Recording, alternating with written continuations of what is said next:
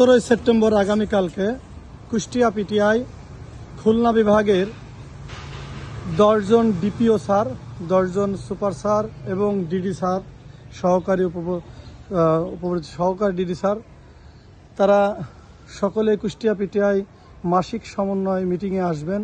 সেই উপলক্ষে কুষ্টিয়া পিটিআইয়ের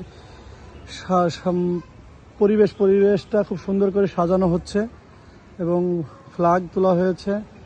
আরও বেশ কার্যক্রম হবে এবং সকল শিক্ষকরা এবং ইনস্ট্রাক্টররা উৎসাহমূলক কাজ করে যাচ্ছেন এবং সার্বিক নির্দেশনা দিচ্ছেন আমাদের কুষ্টিয়া পিটিআইয়ের সুপারিনটেনডেন্ট জনাব আতিয়ার রহমান।